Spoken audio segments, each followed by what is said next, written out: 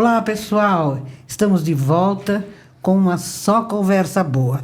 Hoje, além de uma conversa boa, a gente vai ter uma conversa séria. Uma conversa que diz respeito a todos nós. Para quem tem filhos, quem tem netos, quem tem sobrinho, quem tem afilhado, para quem tem pessoas amigas que têm filhos, não é?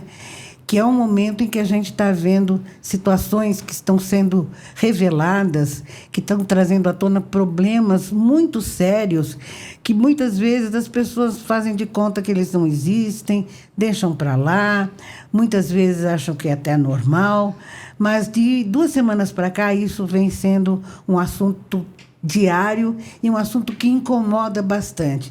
Vocês devem estar sabendo do Felca, esse youtuber que teve a coragem de colocar um documentário na internet mostrando a realidade da situação de crianças que são abusadas, de crianças que são usadas, que são colocadas à mercê de comportamentos adultos, né?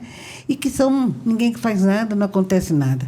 Já estão tomando algumas providências, já houve quem tivesse sido preso, mas o assunto é realmente um assunto da maior importância. Está no Congresso uma lei para ser votada, para criar normas, para que a gente tenha nas redes sociais alguns limites, alguns critérios, que não seja a bel prazer. E isso não é falta de liberdade de expressão, é colocar as coisas nos seus devidos lugares. E para conversar sobre esse assunto, eu trouxe uma pessoa encantadora, vocês vão adorar conhecer, a doutora Cristiane Saragutti. Ela é neuropsicopedagoga, ela tem tantos títulos que eu vou botar até o meu óculos aqui para não falar nada errado.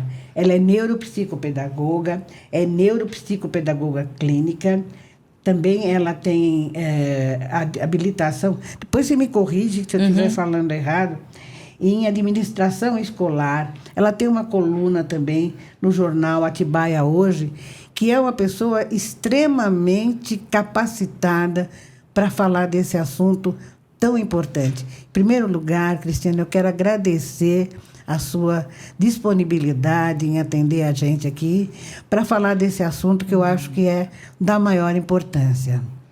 Olha, Luísa, quando vocês me chamaram, eu fiquei muito feliz, porque é uma pauta que eu já venho defendendo e que eu já venho há muito tempo falando sobre isso. Inclusive, quem me acompanha na rede social sabe que esse é um assunto que me incomoda bastante, porque muitas vezes a gente quer falar sobre o assunto, mas não tem audiência, ou a gente não percebe uma mudança na sociedade e que as pessoas enxergam a importância desse tema, né? Então, fico muito feliz pelo convite, te agradeço. Eu acredito que hoje, com esse vídeo do Felca, as pessoas passaram a entender um pouco melhor, porque ele foi muito cirúrgico em tudo que ele disse, né? E muito corajoso também, não é? Exatamente. E trouxe... você viu que as pessoas começaram a se movimentar. Então, a gente está vendo mudanças reais. Exatamente. Né? Prisões, né? Então, assim, acredito que agora, daqui para frente, ele realmente estourou uma bolha que foi difícil de ser estourada. Porque tinham pessoas já falando sobre o assunto. Mas a forma como ele trouxe... ele conseguiu estourar essa bolha. Conseguiu mexer, não é? Porque você vai assistindo e à medida que o vídeo vai sendo passado, vai dando uma revolta tão grande que é impossível você ficar completamente... não se abalar com aquilo. É uma coisa que realmente, por mais insensível que seja a pessoa, é impossível de não ficar sensibilizado com o vídeo, não é? E essa questão... não só da adultização das crianças, mas essa questão que faz da criança ser sexualizada muito cedo, né? Transformando crianças pequenas em pequenos adultos, né? Tendo comportamentos que até para adultos soam como estranhos, né? Como é que você vê isso? Então, esse comportamento, a gente precisa entender, nós como adultos, né, que os pais entendam isso, ele vem de fora para dentro. A criança, ela tem um desenvolvimento sexual natural, né, que faz parte do desenvolvimento dela e tem fases desse desenvolvimento. Quando você antecipa isso, e como é que se antecipa isso? Quando a gente fala em adultização, a gente está falando de comportamentos adultos em crianças. A criança é cobrada por comportamentos que não são adequados para a idade dela. Exemplo, preocupação excessiva com a imagem. A criança, ela não tem que ter essa preocupação. Mas a gente vê inclusive meninas muito novinhas, crianças até, indo maquiadas para a escola. Isso é um comportamento para uma criança? Não. E eu não estou falando como julgamento, mas para conscientização, que são essas pequenas coisas que muitas vezes se normalizou e que as pessoas passam a não perceber.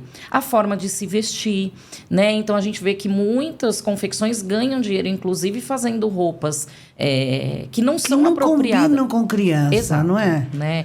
Tudo isso traz uma adultização e um comportamento que não é adequado para aquela idade. Né? E a sexualização, ela é uma coisa muito grave, porque hoje, se a gente parar para observar, eu, inclusive, como mãe, eu tenho 2 adolescentes na minha casa. Então, até para os pais lidarem com isso é muito complicado. Por quê? Porque nós estamos expostos nos locais públicos a conteúdos que não são adequados. Então, como agir nessa situação? Música. A gente conversou um pouquinho sobre isso, Luísa. Né? Música é um momento... vamos dizer, uma questão delicada e importante. Muito. Porque a música, determinados tipos de música... embora a música pode ser bonita, a melodia é bonita, exato. Mas a letra dessas músicas são letras absurdas até para adulto. Para adulto, não é? E eu coloco a mulher como objeto. A maioria dessas exato. Músicas ainda colocam como... Isso me incomoda na medida em que tanto trabalho... Eu sou do tempo que as mulheres levantavam a bandeira do feminismo, né? E a gente lutou tanto por essa questão de respeito, de fazer a mulher ser valorizada pelo que ela é, não pelas coisas que a mulher tem direito de ser o que ela quiser, mas com respeito, com dignidade. E todo esse trabalho parece que está indo para o ralo abaixo, porque as pessoas, nas próprias músicas, cantadas por mulheres, a mulher não tem valorização. Ela se coloca como mesmo um objeto, não é? Isso que você coloca é muito importante, Luísa, porque é uma coisa que eu bato nessa tecla, que eu até inclusive falo para minhas filhas. Ouça a letra, entenda o que essa letra está falando e o contexto. Olha, presta atenção. Nós falamos na luta, né, para que nós mulheres tivéssemos aí espaço, para que a gente conseguisse ter espaço, inclusive, no mercado de trabalho, a valorização da mulher, contra a violência. Se fala tanto, né, contra a violência, porém as músicas são uma violência contra nós. Exatamente, coloca a mulher denigre a nossa imagem, coloca a mulher numa situação assim muito ruim.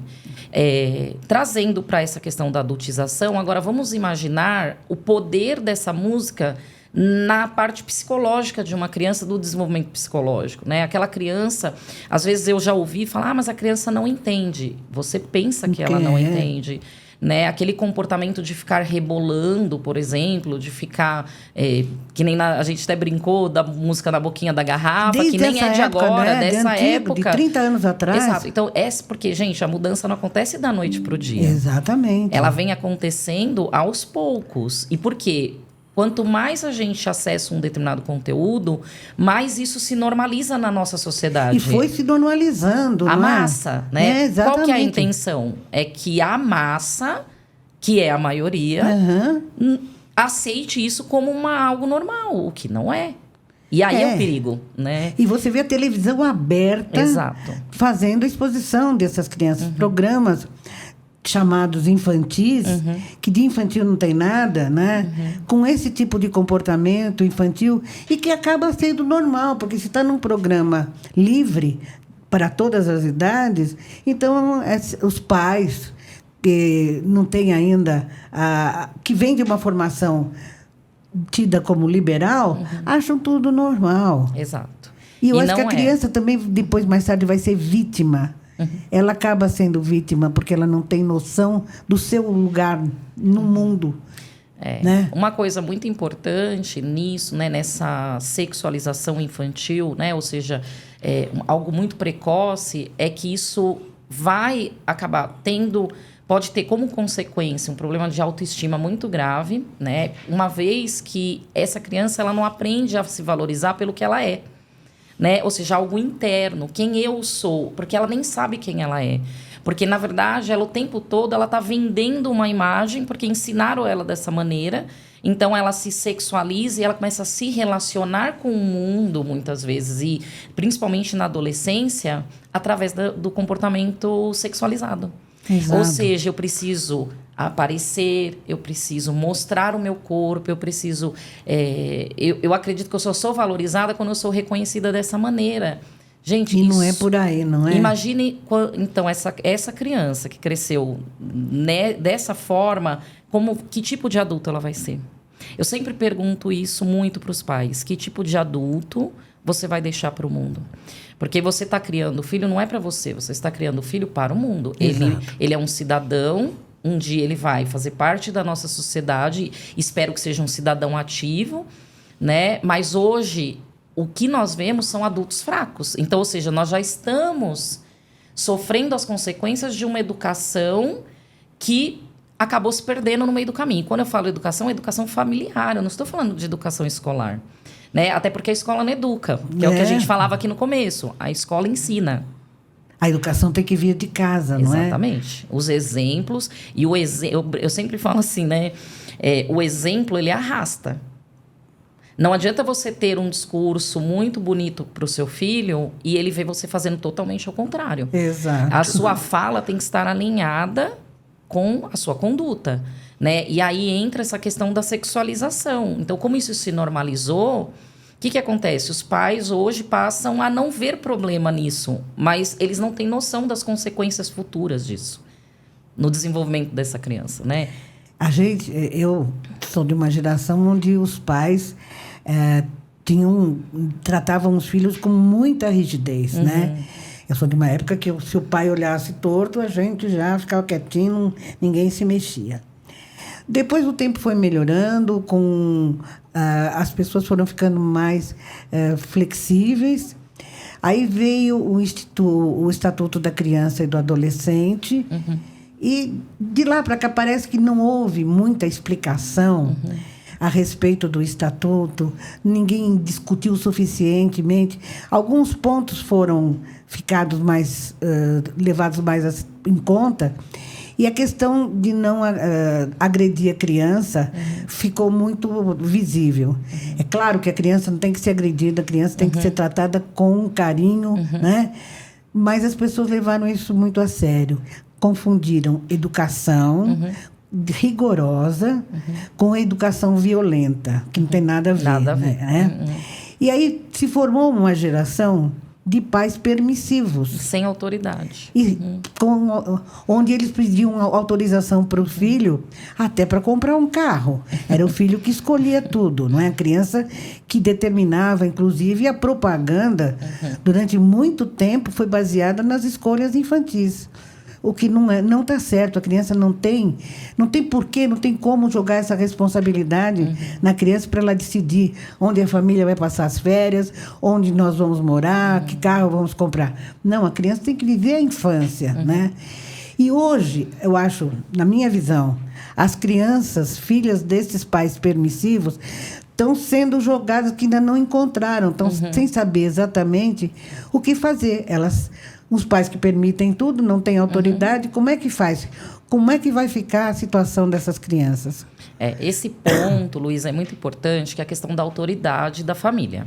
O que eu percebi é justamente isso que você colocou. Assim, nesse processo, né, a partir do momento que você entra com o Estatuto da Criança e do Adolescente, você diz, olha, é proibido bater, você não pode ser violento com seu filho. Exatamente. Está correto, só que você tem que explicar como, então, eu vou educar essa criança?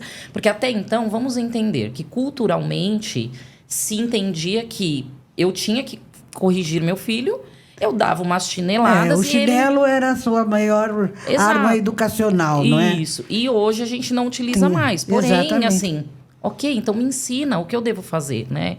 E aí você deve ter ouvido falar, eu acredito, por exemplo, saíram várias teorias, né? Vários estudiosos aí foram lançando. Então, tem várias linhas aí que trabalham essa questão da educação. Uma delas é a disciplina positiva. Só que a disciplina positiva, se você não tiver um preparo para usá-la, Não, você achar que é só positivo. lendo um livro... Não, a disciplina positiva, ela fala do respeito à opinião da criança, valorizar o que a criança tem a dizer. E a criança, ela tem que ter o seu espaço de fala. Porém... Então, aí é que entra. Cadê o porém?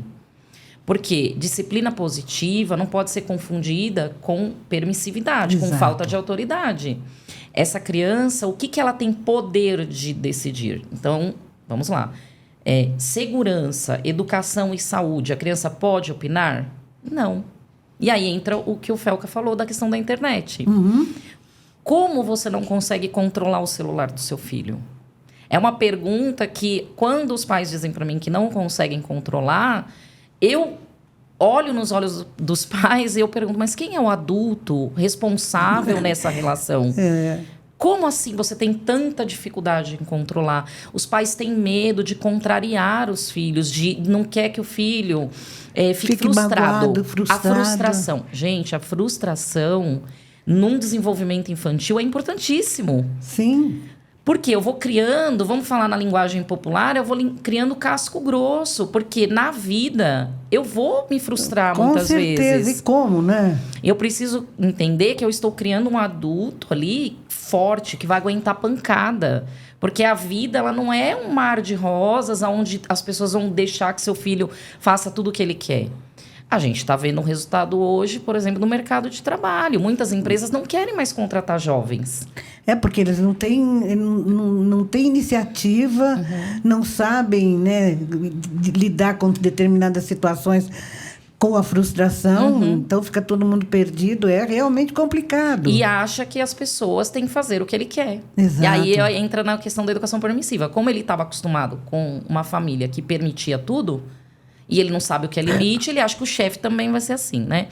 Enfim, e aí vem essa questão, então, dessa falta de autoridade. E voltando para a parte, então, da sexualização infantil precoce, da adultização, o que os pais têm que fazer? Gente, você precisa realmente perceber o ambiente que seu filho está vivendo, inclusive dentro da sua própria casa. Então, que músicas ele ouve? Já aconteceu de eu ir em festas infantis, tá? Falar, vem para o aniversário do meu filho. Quando eu cheguei na festa de infantil, não tinha nada. Eram adultos enchendo a cara, bebendo, se alcoolizando, e músicas inadequadas para criança, que são vergonhosas, como você disse, até para adultos. Exato. E eu, como mãe, faço o quê? Me retiro da festa. Por quê? A pessoa vai ficar chateada? Vai. Mas, gente, peraí. O que é prioridade para mim?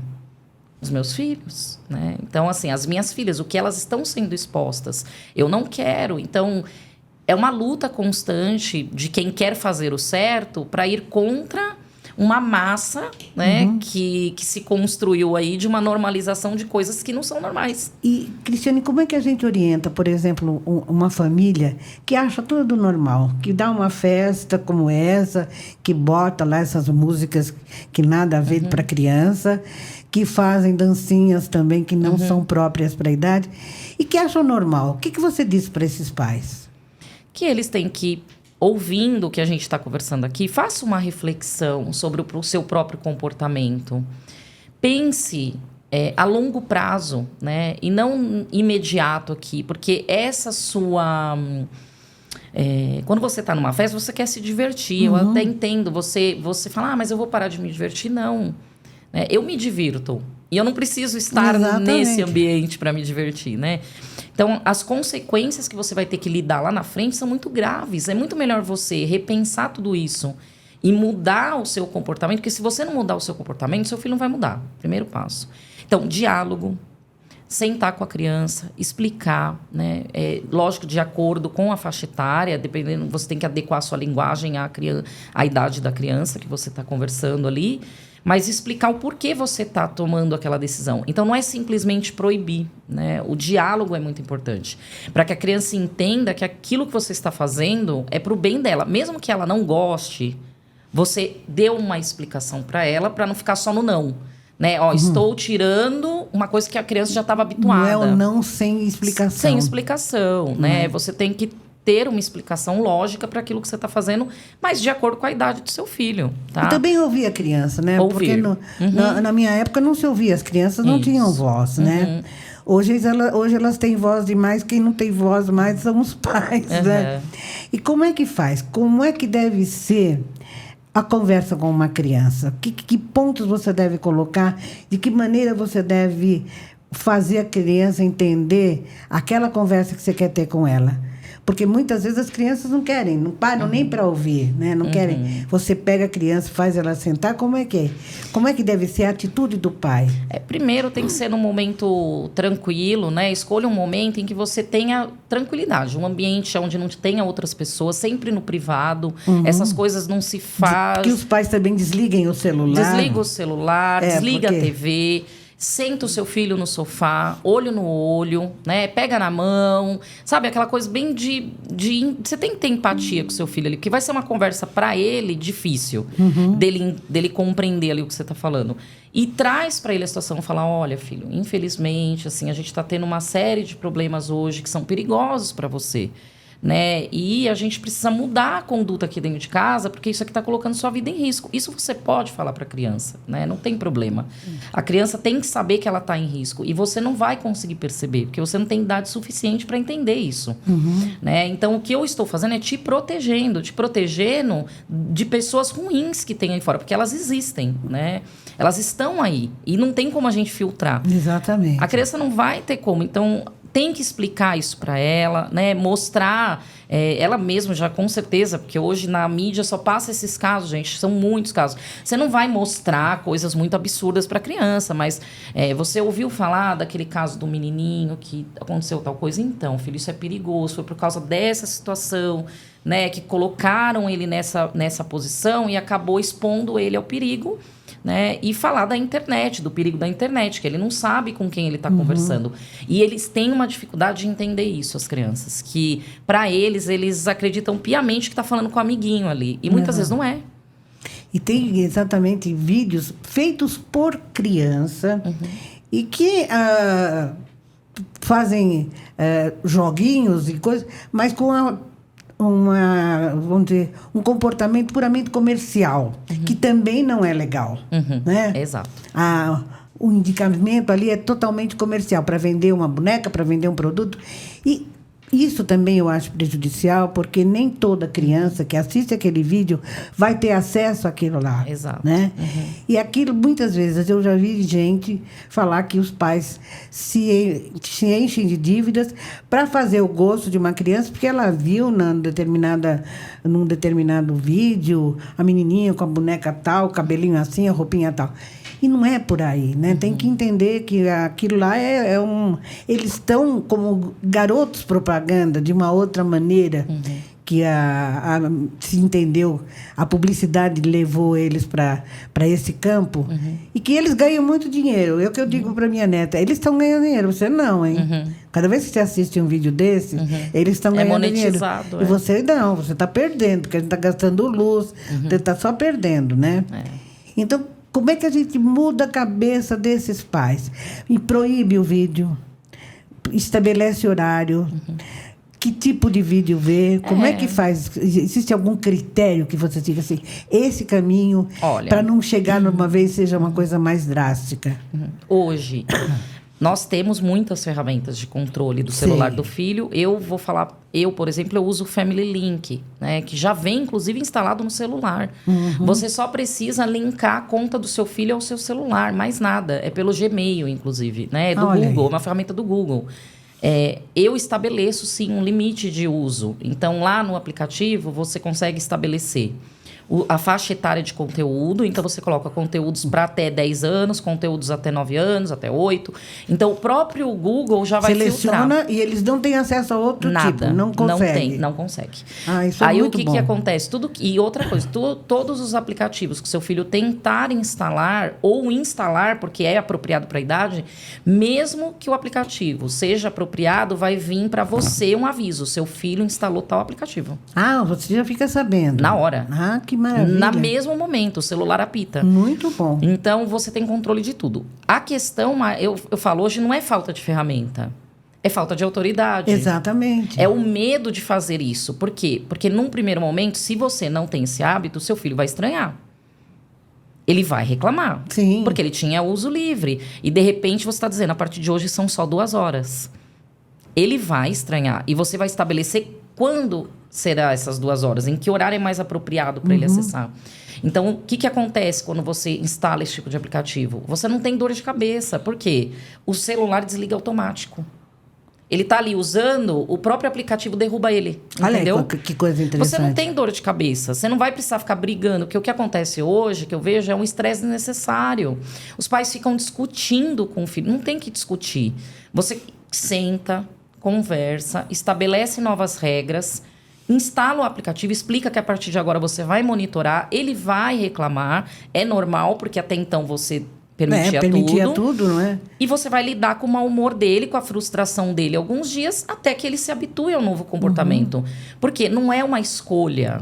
Tem coisas, gente, que é autoridade, não é escolha. De novo, segurança, educação e saúde, o filho não tem. Não tem que escolher, tem que entrar naquele esquema e acompanhar e fazer, né? Não é ser agressivo, né? A gente não está falando para ser agressivo com a criança no sentido ser autoritário. Autoritário não quer dizer ser agressivo. Exato. É autoridade, né? Não é autoritarismo.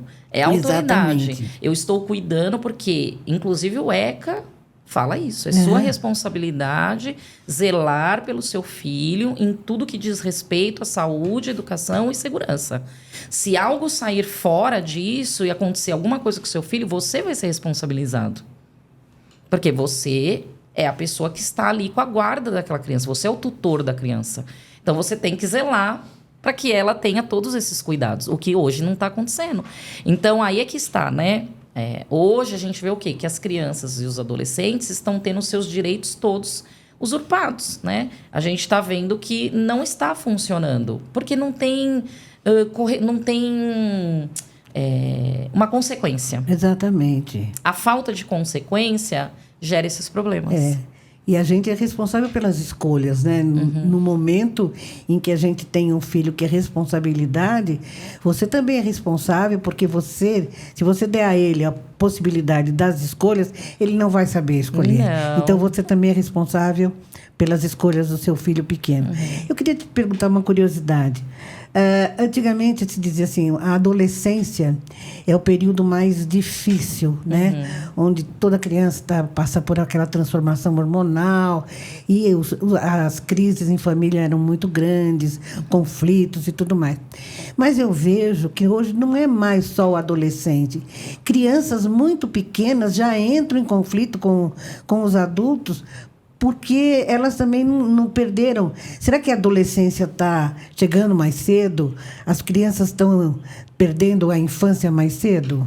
Olha, eu acho que isso também, na minha opinião, isso é uma consequência justamente da perda de autoridade. Porque você ensina a criança, desde que ela nasce, né, que você é autoridade ali, você é o primeiro líder da criança, que ela vai aprender a respeitar.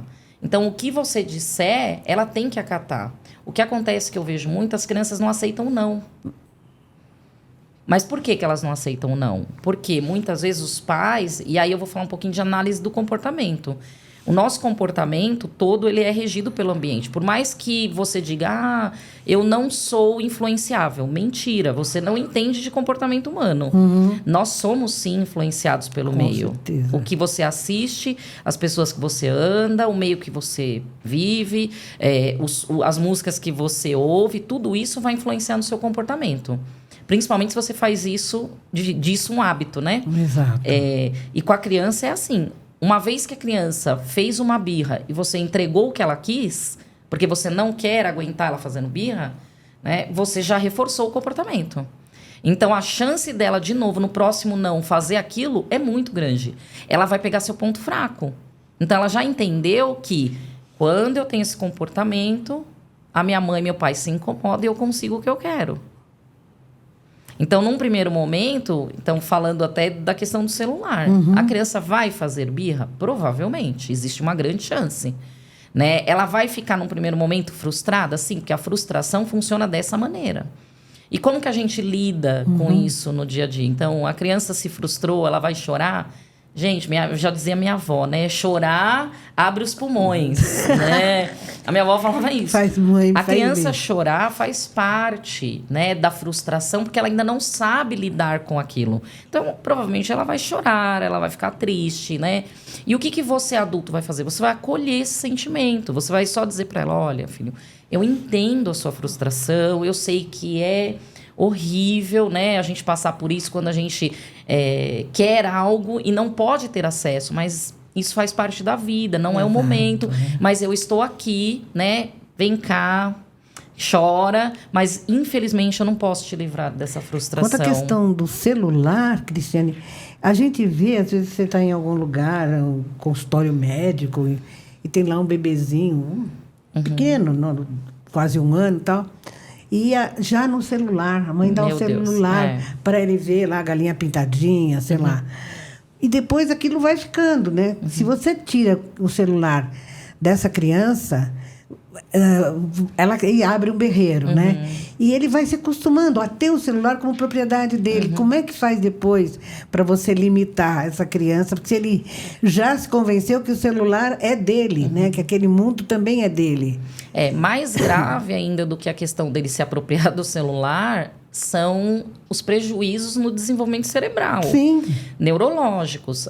O celular, ele tem esse poder de alterar o funcionamento do cérebro. E os pais têm que ter essa consciência. Tanto que os médicos recomendam. Crianças até 2 anos de idade, 0 tela. Mas já vi criança pequenininha, com menos de 1 ano, lá, vendo lá. 0 tela. Isso, por quê? Faz isso para sossegar a criança. Exato. Isso é a babá. Isso. Então, hoje, o grande problema que a gente tem é que as pessoas se desacostumaram com comportamentos infantis. As pessoas querem uma criança quieta. Isso não existe, né? A criança, ela precisa explorar, ela precisa brincar, ela vai jogar brinquedos pela casa, você tem que... Aí entra o seu papel de educar. Sim. Ensine a recolher. Ensine desde pequena de que ela pode sim brincar, mas ela depois vai ter que guardar. Mas você não pode entregar uma tela para uma criança porque você quer ter um momento de sossego. Sim, e é realmente isso que se faz, né? É um comportamento comum. Falando na questão neurológica e educacional, uma das grandes preocupações com relação às telas é que está tirando as crianças da leitura. Os livros estão perdendo espaço para o celular. E há como se reverter isso? A leitura, ela é um hábito. Isso a gente sabe, né? E no passado isso era muito incentivado. Na verdade, hoje eu sinto, para falar a verdade, até uma falta de estímulo na própria escola para a leitura. Porque se dá um tablet para a criança, agora foi tirado o tablet, né? Mas muitas escolas já davam o tablet e tudo era feito ali. Não, na escola estadual é tudo digital. Então... Não existe livro, só o livro didático, né? Existe o livro didático. Mas, por exemplo, livros para leitura... Com certeza, Luísa, você deve ter lido vários livros. Nossa, eu adoro livro. Né? Manusear um livro é a coisa mais gostosa que tem. Eu fazia provas de livro. O cheiro do livro. Sim. O livro tem um cheiro diferente. É um cheiro de aventura, de você estar ali, de curiosidade. Que eles não têm mais. Não tem o hábito, porque os pais não têm o hábito. Nós viemos de uma geração, como você disse, que já não tinha o hábito. Então, a criança não vê os pais lendo. Não vê os pais Como que ela vai ler? Se os pais não incentivam e a escola já não pede mais. Porque ainda quando é no Fundamental 1, eles ainda pedem em alguns momentos, algumas escolas pedem.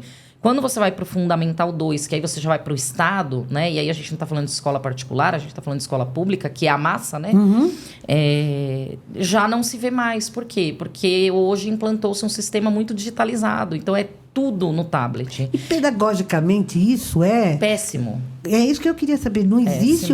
Porque não tem... A escola a educação vem de casa, mas a formação para a vida, assim, na parte de comportamento profissional, de cultural, é a escola que dá. Né? A escola dá essas ferramentas para você também ter o seu lugar como cidadão que teve a oportunidade de ler, de saber, de estudar, não é? E hoje em dia eu vejo que existe uma tendência a não querer mais que se estude datas históricas, que no próprio documentário do Kfelka, ele tem lá, mostra dois adolescentes discutindo que...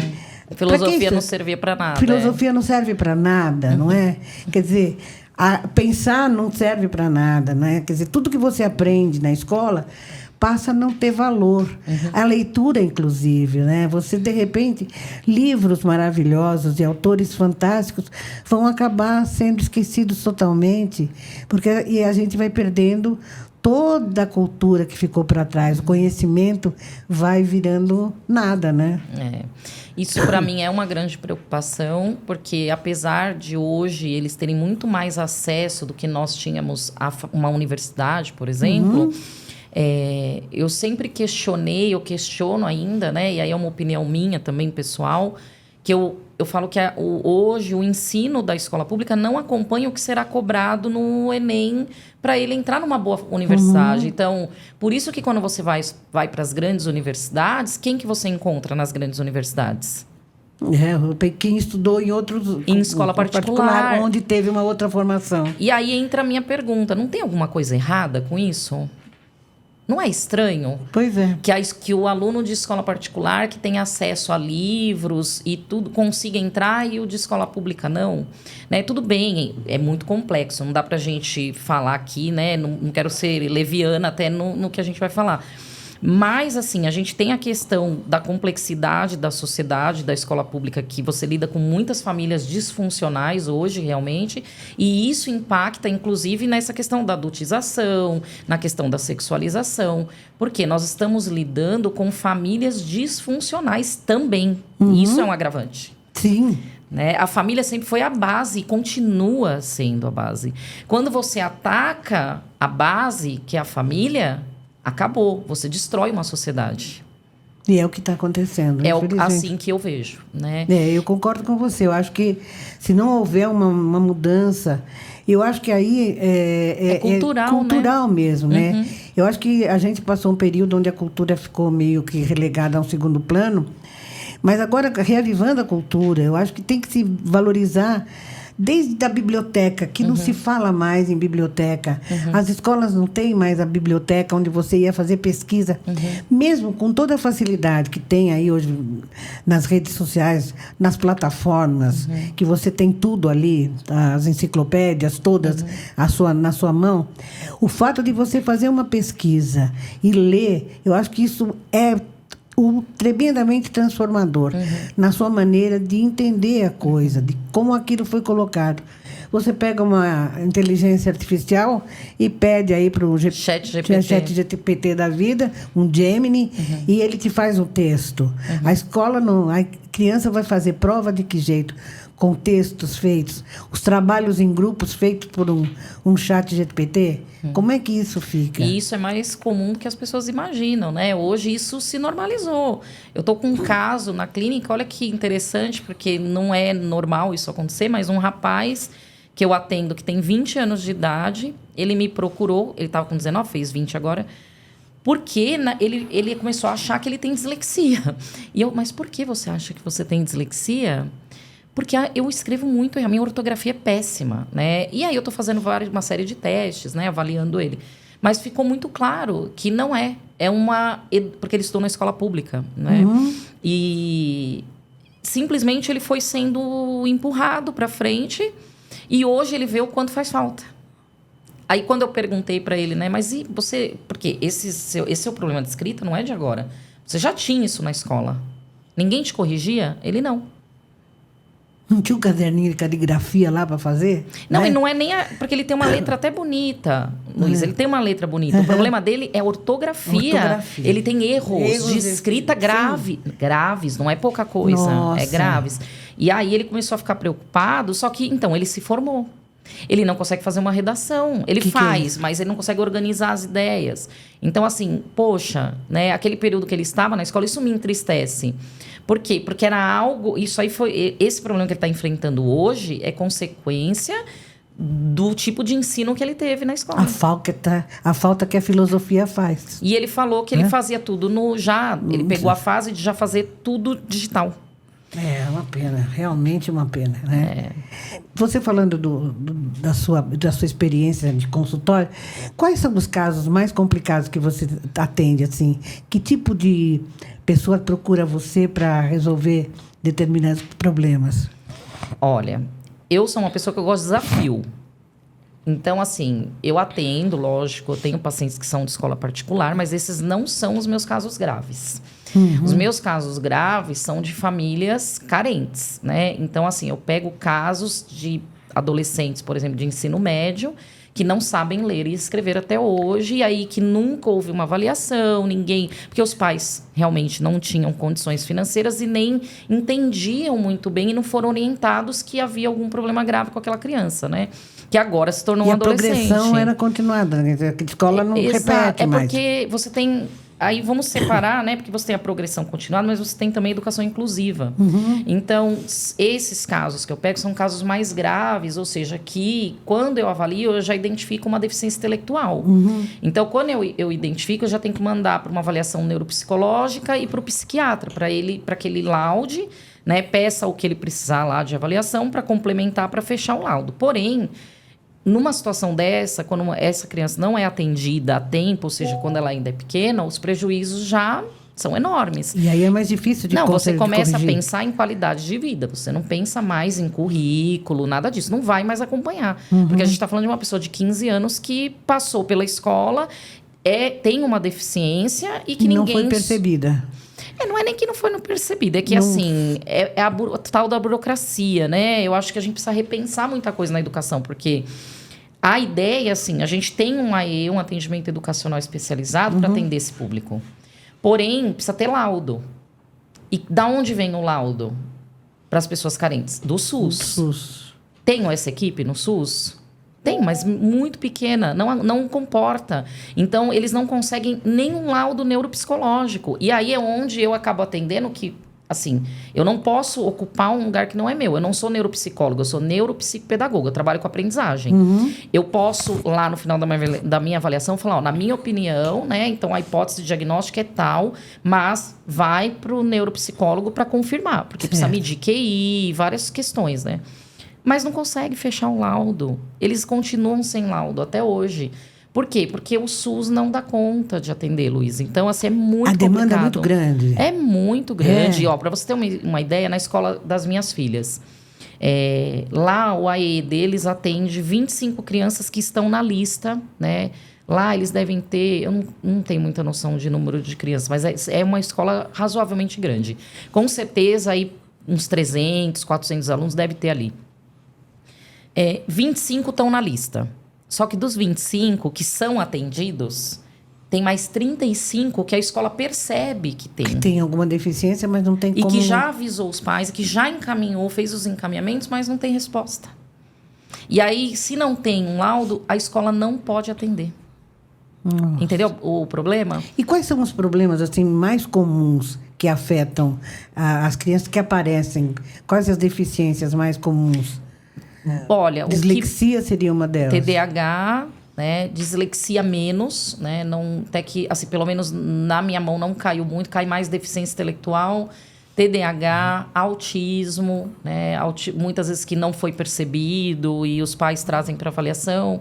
Mas o TDAH é bem mais frequente do que as pessoas imaginam, assim. E a questão da dificuldade de alfabetização, né? Que aí é questão de consciência fonológica, que aí tem os transtornos de linguagem, que a gente caminha para a fono, para fazer acompanhamento com a fono. E tem uma idade, assim, por exemplo, se de pequeno a escola já percebeu, encaminhou... Tem uma idade que, se até aquela idade for resolvido o problema, a criança não vai ter problemas lá para frente? Ou não? Quando a gente fala... Sempre, até... Quando fala de transtorno é para o resto da vida, né? Porém, você consegue fazer o quê? Você consegue reduzir os prejuízos. Então, vamos falar do transtorno, um dos mais graves que a gente tem hoje, que é o autismo. A gente fala muito em intervenção precoce no autismo, porque hoje já existe, assim... Hoje, a nossa medicina, a nossa ciência, né, a saúde consegue diagnosticar muito mais rápido. Então, às vezes, o que acontece? Mesmo que haja dúvida, Luísa, porque às vezes você já está vendo o atraso, mas você não tem certeza do que é. Mas tem atraso? Tem. Vai para a intervenção. Por quê? Eu não posso esperar sair um diagnóstico. Enquanto eu avalio, eu faço a intervenção. Ah, tá. É isso que as pessoas têm que ter essa clareza. Não fique esperando. Por quê? Porque vai pode levar muito tempo e vai é um acumular. tempo perdido, às vezes não se recupera, Não né? se recupera. Porque aí você vai ter várias habilidades perdidas porque não foram desenvolvidas, né? Eu quero aproveitar, eu quero extrair bastante coisa da Cristiane. Ela tem um mar de coisas para a gente conversar. E eu queria falar com você de um assunto também muito sério que acontece nas escolas, que é o bullying. Né? A gente sabe, até eu lembrei aqui do Felca. O Felca foi uma criança que foi vítima de bullying durante muito tempo na escola. Ele era tipo assim um esquisitão que ninguém convidava para festa, ninguém dava muita atenção para ele. Muitas vezes o bullying não é só aquele que apanha, mas é também o que é marginalizado, não é? Que é o invisível da turma. E como se lidar com isso hoje? Nossa, Luísa, é um tema que você viu, meu olho até encheu de lágrimas, eu não sabia que você ia trazer isso, né? Como eu lido com crianças nessa situação e adolescentes, então é óbvio que eu acompanho toda a situação de bullying, né? E é algo que me indigna, porque as pessoas têm dificuldade de lidar com o diferente. Vamos pensar na nossa vida escolar. Nós nos aproximávamos de quem? De quem era geralmente parecido. Isso, dos iguais, né? Dos iguais. E nós precisamos ensinar nossos filhos a serem mais solidários e assim trazer para perto os diferentes também. Então, o isolamento é o que... Ele falou isso, né? Inclusive, isso, porque assim, se você bate, passou aquilo ali, passou um remedinho, curou. Passou. Mas e o isolamento social? E as risadas, e as piadas, né? Isso é uma coisa que acaba com a autoestima. Nossa. Então, a criança, ela vai indo. Eu tenho um caso, assim, muito grave de bullying. E a escola fez uma ação muito legal, que eu fiz uma parceria com eles, de conscientização da sala em que, inclusive, essa paciente tá, né? E dos colegas de outras salas aproveitaram e fizeram já, em todas as salas, essa conversa. Por quê? Para que ela fosse incluída. Porque ela era completamente excluída. Olha que coisa, né? E aí, até uma coisa que o Felca falou, que eu ouvi e que foi muito interessante, que acho que esse você não deve ter visto, que aquele que você pegou é um curtinho, mas tem um daquele mesmo vídeo onde ele conta outras coisas também sobre o bullying, que é a questão da fase de namoro. E eu ouço isso dos meus pacientes, que são adolescentes. Que é a maldade, né? E aí, gente, a gente tá falando de maldade, de você saber que aquela pessoa tem um sentimento por você e você acha que ela é menos que você e você finge que gosta daquela pessoa para humilhar, né? E depois você ficar rindo. Acreditem, isso acontece, relatam para mim, eu aviso as famílias e aviso a escola de que isso está acontecendo, né? Porque isso é muito grave. Isso é muito grave. Uma criança que foi vítima de bullying, que tem essa marca tão triste dentro dela, a recuperação é muito difícil. Como é que ela se posiciona como adulto depois? É muito. O que eu encontro muito no consultório é essa baixa autoestima, é uma autodesvalorização, se sentir menos que o outro, né? Então, aquela pessoa vai se encolhendo, ela vai sumindo. É o que você falou, ela desaparece. Ela é invisível. Fica invisível. Ela fica invisível. E eles começam a ter comportamentos de se esconder mesmo. Às vezes usando touca, inclusive, né? Então, são coisas assim que... As consequências na vida adulta são muito grandes. Porque são traumas, né? Então, é uma falta de amor próprio. E aí, a gente tem que... Nós, terapeutas, a gente trabalha o quê? Na construção, né? De ajudar essa pessoa a melhorar essa autoestima. Dela entender que ela... Eu tenho boca, você tem boca. Eu tenho nariz, você tem nariz. Eu tenho olho, você tem olho. Você é bonita. Deus te fez assim, né? Independente de religião, gente. Mas, assim, aquela pessoa, ela precisa entender que ela não é diferente de mim. Que eu não sou melhor que ela. né? Porque eles vão ficando realmente, eles vão sendo afetados nessa questão emocional de uma maneira, gente, que já toma remédio para ansiedade com 15 anos de idade, Nossa. entra em depressão. As consequências psicológicas são enormes, porque não é algo que aconteceu da noite para o dia. É Que desde vem pequeno, acontecendo. né? E eu acho que outro dia eu ouvi um caso muito triste, que não é só o bullying na escola, o bullying em família. Né? Já vi também. Bullying em família, onde depois a criança era vítima de abuso, era vítima de violência, era vítima de maus tratos e ficava encolhidinha, né? Até que depois foi descoberto por conta de um atendimento no pronto-socorro, e aí se descobriu toda essa questão. E como fazer num caso desse, quando a família é conivente com isso, ou a família dá início a transformar esse ser humano, desde pequeno, num ser invisível e passivo, que sofre todo tipo de agressão e se comporta dessa forma, aceitando tudo e sendo uma vítima ali, passiva. Nesses casos, eu acho que falta conscientização. Por quê? Como é que nós chegamos nessas famílias? Ou falta polícia, ou falta botar esse pessoal, também, falta que punição. que é o que eu te falei da punição, né? Eu acho que falta muita punição, né?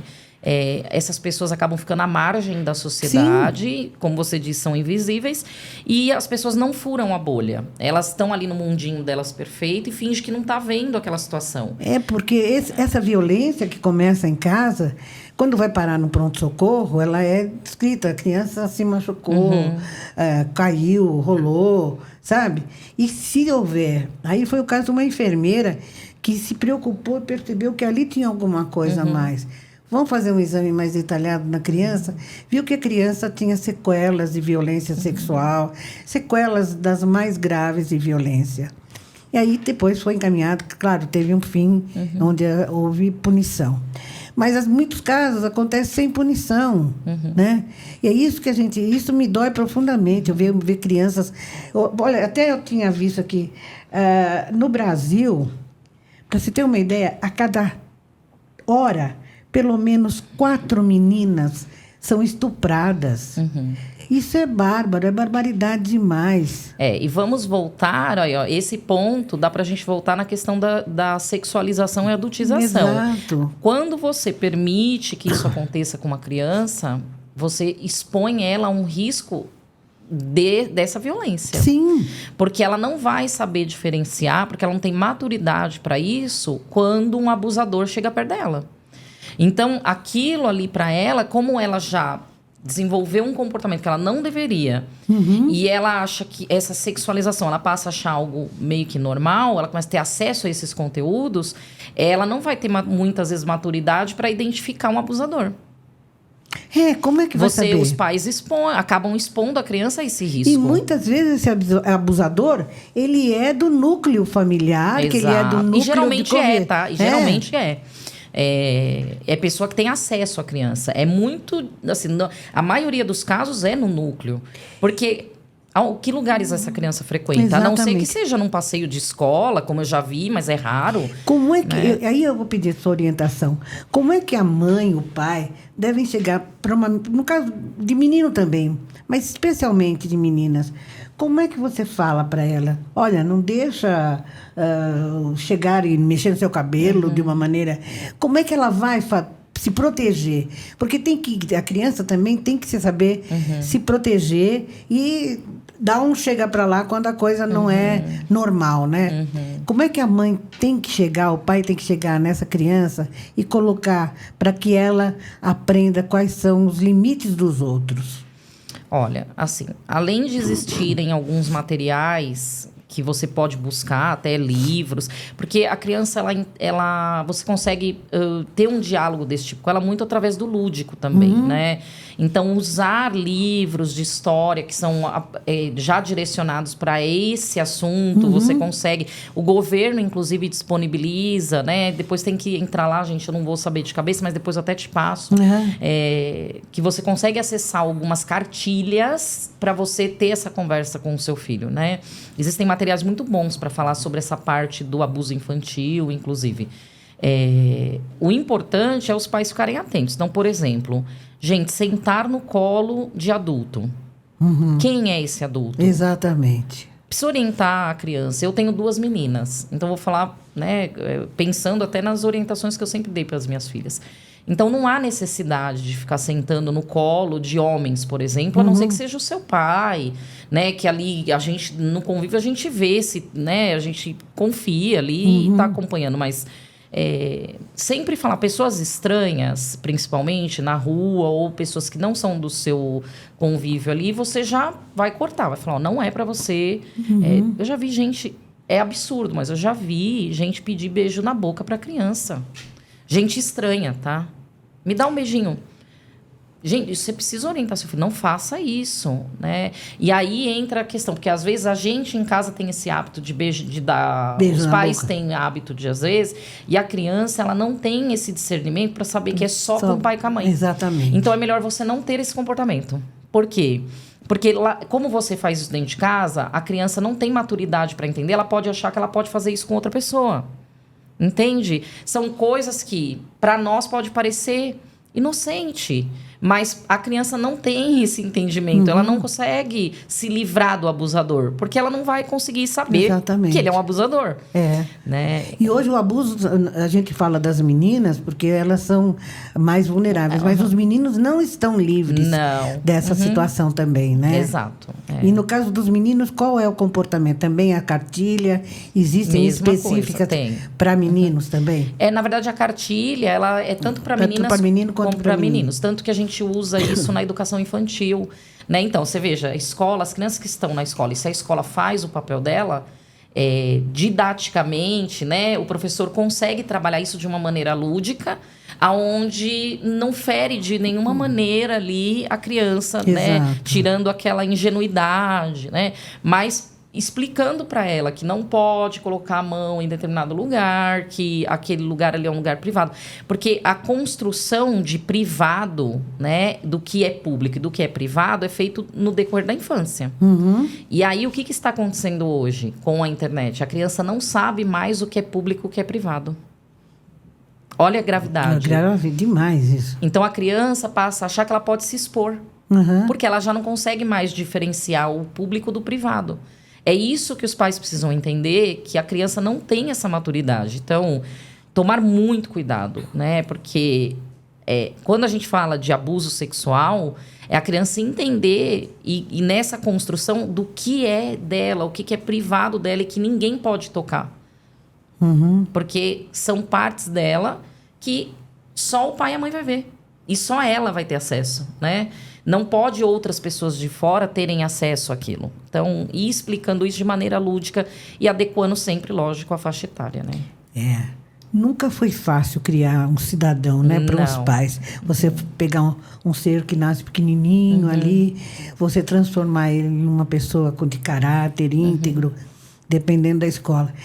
E, às vezes, mesmo você fazendo todos esses esforços, às vezes, quando a coisa não dá certo por alguma razão, seu filho não saiu daquilo que foi planejado na sua cabeça. E aí os pais, geralmente, principalmente as mães, vivem muito com a questão da culpa, né?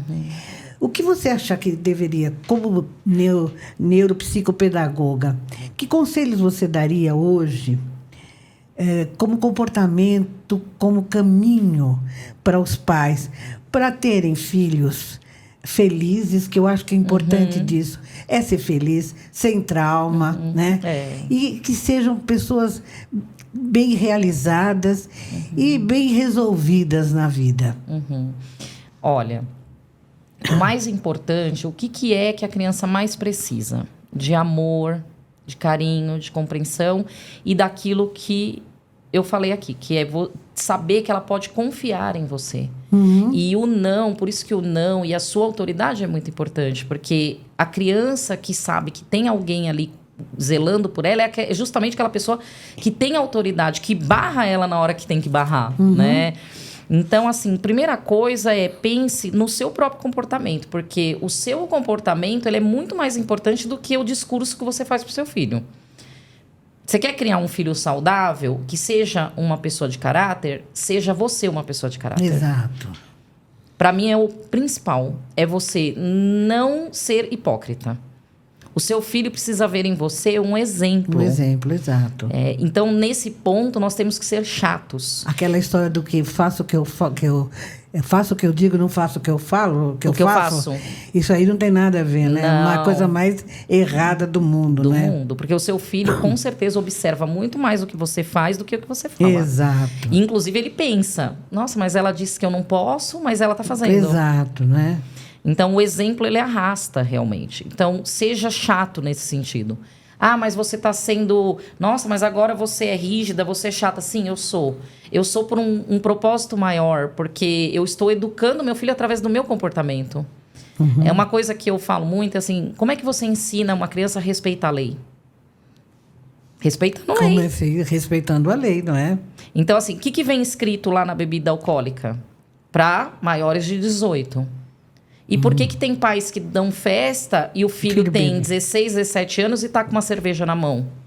Eu não consigo entender isso. Não dá mesmo. Por quê? E aí vai falar, mas aí também é muita falta de flexibilidade. Não, não é. Porque você não pode ser flexível com coisas que é regra. Então, vamos lá. Meu filho não respeita regras, mas você respeita regras? É isso mesmo. Você burla, né? Você quer fazer o famoso puxadinho, você quer dar um jeito de você se beneficiar de alguma maneira das coisas, e você está ensinando seu filho que ele pode tirar vantagem dos outros, que ele pode tirar vantagem das situações.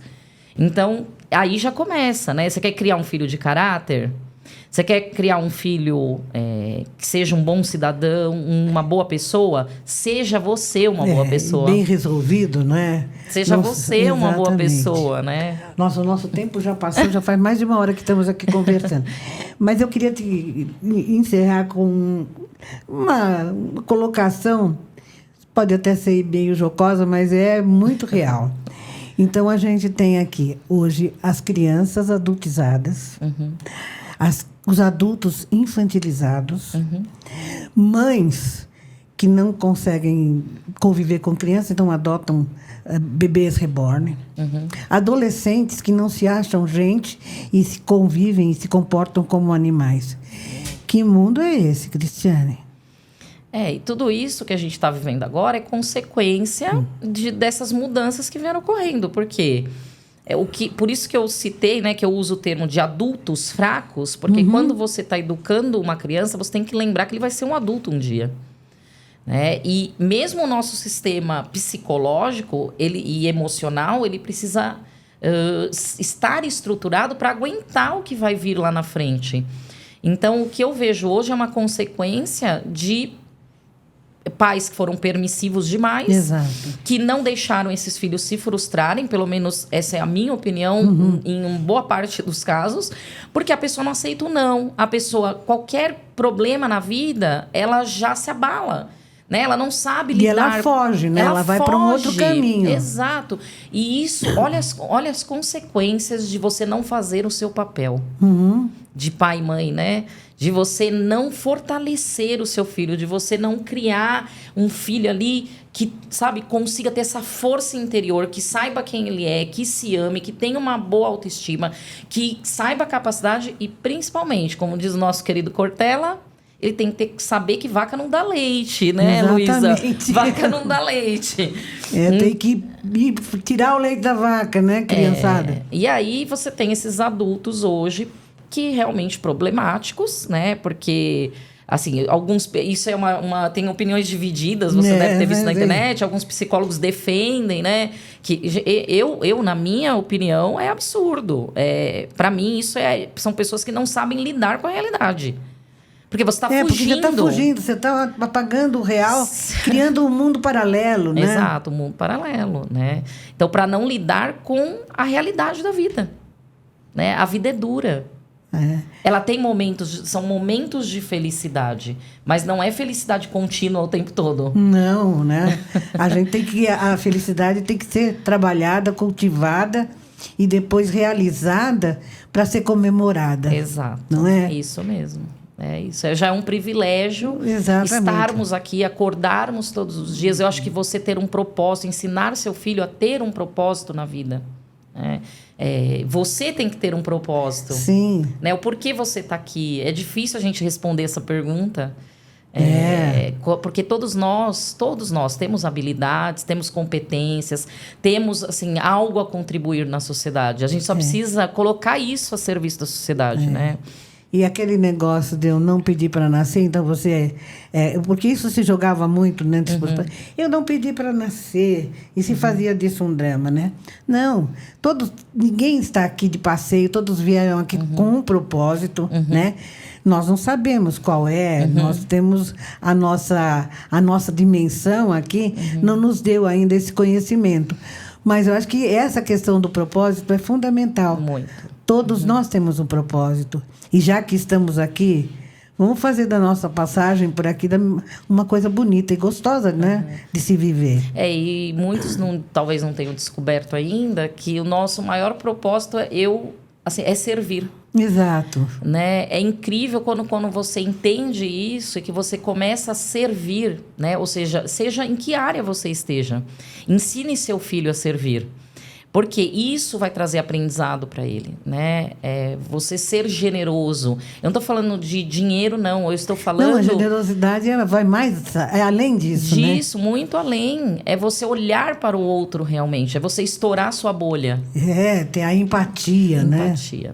Olhar para a sociedade, ver que você pode contribuir, inclusive dando uma boa educação para o seu filho. Exatamente. Né? Que é a sua maneira de colaborar para a transformação do mundo, eu acho, né? Através do seu filho, inclusive, exatamente, né? Deixando aqui o seu fruto. Exato. Né? A continuidade dos seus valores éticos, morais, do que você acredita, do que essa pessoa vai poder contribuir com a sociedade para transformar a nossa sociedade num lugar melhor. Nós precisamos de pessoas assim. Né? Nós precisamos de jovens que estejam engajados nestas causas, né? Que entendam a importância de causas como essa que a gente veio falar aqui hoje. Né? Ou seja, é você olhar para o outro. Eu achei linda a fala do Felca, que ele falou, mas você não tem medo? Né? E ele falou, não é sobre mim. É sobre algo muito maior. Então, você está correndo um risco de vida. Está sofrendo ameaça. E que a gente tem que torcer para que mais pessoas corajosas como ele se exponham, né? E denunciem casos assim, que abram os olhos da sociedade, que abram os olhos das autoridades, que abram os olhos daqueles que decidem, que fazem as leis, para que a gente tenha leis mais completas e mais justas, que tornem as pessoas responsáveis, né? Isso.